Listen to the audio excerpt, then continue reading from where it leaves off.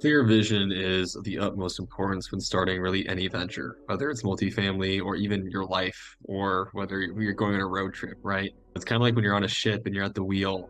You can spin it left and right. It doesn't really matter which direction you spin the ship if you don't know your destination. You don't know where you're trying to get to. It's just I can make little tweaks and I can end up going in circles and I'm going really fast. I'm getting there.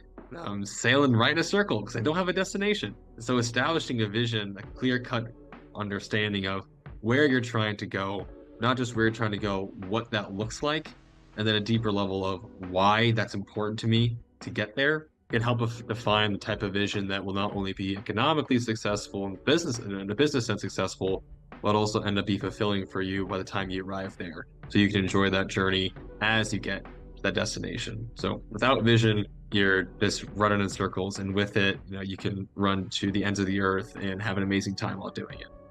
Being that this is geared towards, newer people getting into this industry, and this is more complicated, there's more things and people involved to make a deal, that I think that is a big struggle, is the clear vision, because you only learn so much. And then okay, well, what are the practical steps? So your vision might be wanting to have 2,000 units. Is that enough of a vision? I don't know. But then it's if you don't really understand what the steps are to get there either, I think that trips up a lot of people, what the beginning steps are really practically. When it comes to multifamily as well, if you talk to new students or people who are getting into the game for the first time and ask them, why are you here? Why are you doing multifamily? If they want to make a lot of money.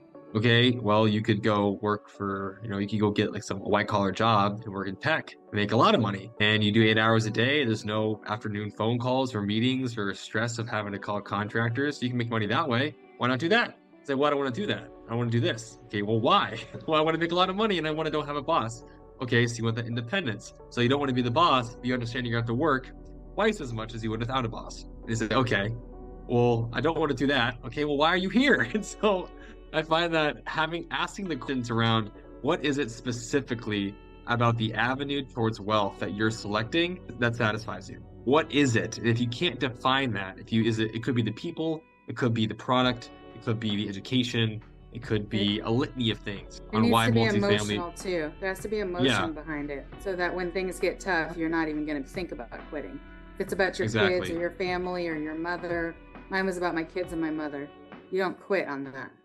Yeah. It's like The Rock says, it's about drive, it's about passion. He has a whole song on it. We say hungry, we devour, right? You gotta have, because at some point you're gonna have a massive boulder that just knocks you down, just hit your head on it, you fall down, and if you don't have that internal fire, that you can look at and say, this is why I'm actually doing this, you'll walk off the path and never get back on it. You have to have that internal drive, that internal, really that why, right? Simon Sinek, Start With Why, it's the book about a whole 3 little word, why. You need to understand why you're here and why specifically. So I'll ask people almost annoyingly when I meet new people, I'll say too much. I'll say, why are you here? Or why are you in multifamily? And so I'm making money. And say, okay, well, why do you want to make money? So I can, leave my job. Okay, why do you want to leave your job? And I just keep asking over and over again. I want to get to that core piece. What is inside your heart that you're trying to achieve? What are you trying to get at? And if I think there's some type of psychological study that was some long time ago. I learned about it at some point. I can't name it right now, but they spoke about how when you ask the why, at least 5 or 6 times. Read that too, yeah. Yeah, you know what I'm talking about? Yeah, someone is why.